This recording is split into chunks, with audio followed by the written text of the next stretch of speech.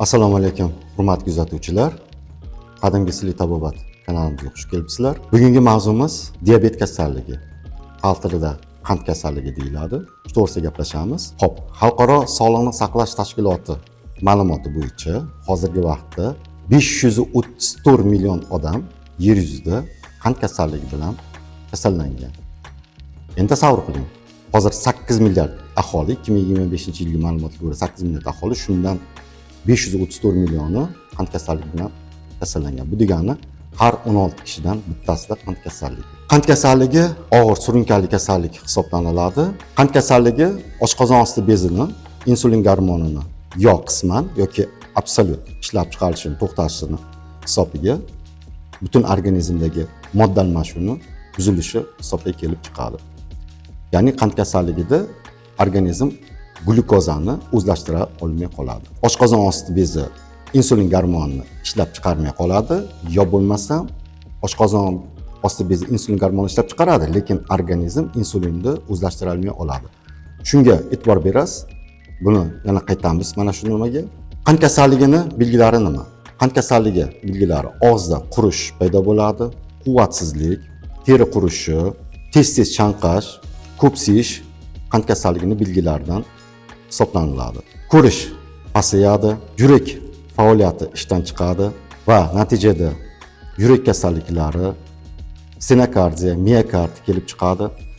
Qon tomirlarida tiqilmalar hosil bo'lishining hisobiga qon bosimi ko'tariladi, gipertonik kasalligini yuzaga keltirib chiqaradi va qon sirkulyatsiyasi pasayishi hisobiga tiqilmalar hosil bo'lib, hattoki oyoqlarni kesib tashlash oqibatigacha olib kelishi mumkin.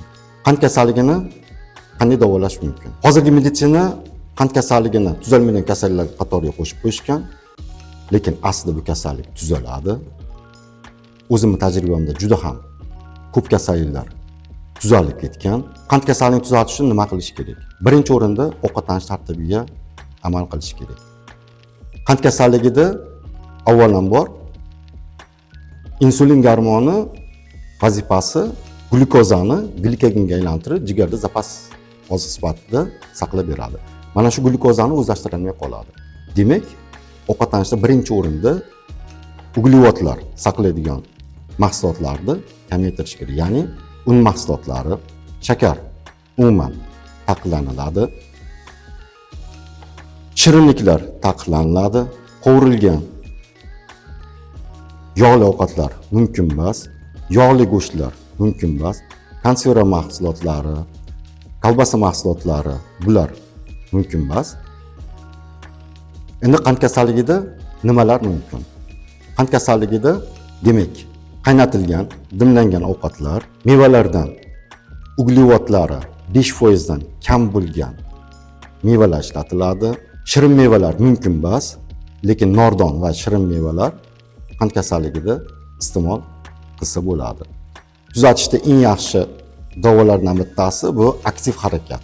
Qand kasalligida juda ham yaxshi yordam beradi.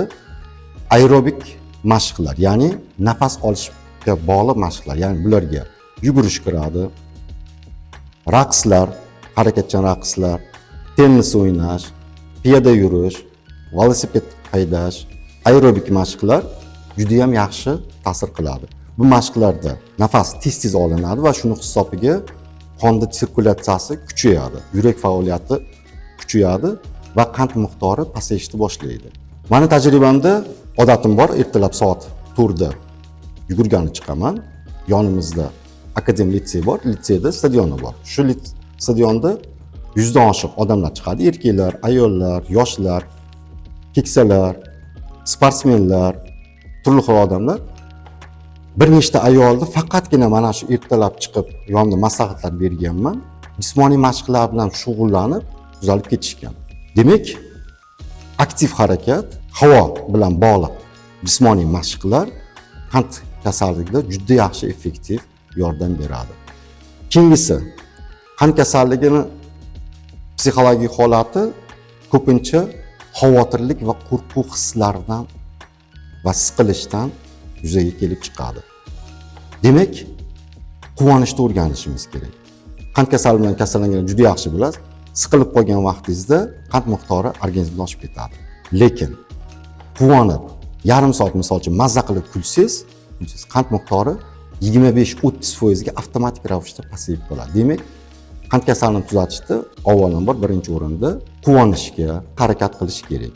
Keyingisi eng oddiy usullar, uy sharoitida qilish mumkin bo'lgan usullar, loviyani po'chog'i. Loviyani po'chog'ini maydalab choyda o'rniga maydalangan bir osh qoshiq yarim litr suvga, qaynagan suvga damlaysiz. Dam yegizirilgandan keyin shuni kun bo'yi bir piyola ichiladi. Qand organizmdagi qand miqdorini, qondagi qand miqdorini yaxshigina pasaytirib beradi. Undan tashqari, krapiva degan o't bor, o'zbek tilida qichitqi o't deyiladi, gazanda o't deyiladi. Shuni ham terib olib, choy damlab ichilsa, bu ham qand miqdorini yaxshi pasaytirib beradi. Undan tashqari, organizmni tozalovchi dorivor o'simliklarni ishlatish ham yaxshi effekt beradi. Ya'ni ichaklarni, jigarni, yuraklarni va qon tomirlarini tozalaydigan o'simliklardan choy damlab ichish, ulardan foydalanish qand kasalligini yaxshigina davolab beradi. Endi qadimgi tabobat bo'yicha aytadigan bo'lsak, qadimgi tabobat bo'yicha, ya'ni metabolizm bilan anabolizm, katabolizmlarni chuqur buzilishi, ya'ni qi, yan energiyalarini chuqur buzilishi. Buringlar bunda ikkala energiya ham baravariga buziladi. Qi energiyasi buzilishining hisobiga yan energiya ham, in energiya ham buziladi va bu to'rtta unsurning buzilishiga olib keladi. Va natijada organizmda modda almashinuvi butunlay buziladi. Uglevodlar almashinuvi, oqsil almashinuvi, mineral tuzlar almashinuvi, vitaminlar almashinuvi va suv almashinuvi butkul organizmda buziladi. Shuni hisobiga qand kasalligi kelib chiqqan bo'ladi. Demak, buni tuzatish uchun nima qilish kerak? Avvalambor modda almashinuvini tartibga keltirish kerak. Ya'ni metabolizm, anabolizm, katabolizm jarayonlarini va to'rtta unsur havo, olov, suv, yerni tartibga keltirsa, organizm tartibga kelishi boshlanadi va kasallik tuzalish jarayoniga ketadi. Endi hozirgi meditsinada nimaga qand kasalligi tuzalishi qiyin bo'lyapti, tuzalmaydigan kasalliklar qatoriga qo'shib qo'yishgan. Hozirgi meditsina nima qilyapti? Qand kasalligini sababi oshqozon osti bezi insulin gormonini kamroq ishlab chiqartiryapti, yo bo'lmasam butunlay. Endi butunlay bo'lganda bu to'g'ri, juda ham qiyin jarayon, lekin ko'pchilikda oshqozon osti bezi faoliyati pasayib qolib, insulin gormoni ozgina ishlab chiqyapti xolos. Zamonaviy meditsina nima qilyapti? Qand miqdorini tushiryapti. Ma'lum bir vaqt o'tgandan keyin tashqaridan insulin gormoni berishga o'tyapti. Kasallik borgan sari kuchayaveradi va uzoq vaqtgacha bu, ya'ni umrda oxirigacha bu kasallik davom etib keladi. Uni osongina yo'li insulin gormonini kuchaytirish, ishlab chiqarish faoliyatini kuchaytirish. Qanday dori mahsulotlari buni kuchaytiradi?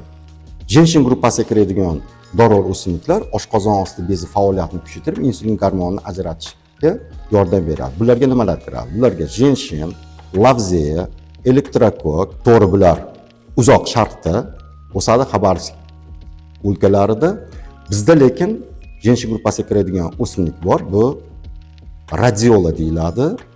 Ruschasiga zolotoy koren, o'zbekchasiga oltin tomir. Shundan foydalansangiz bo'ladi. Bu organizmdagi insulin gormonini ishlab chiqarishini kuchaytirib beradi. Qand kasalligini davolash uchun nima qilish kerak? Birinchi o'rinda modda almashinuvini tartibga keltirish kerak, ya'ni qi energiyasi,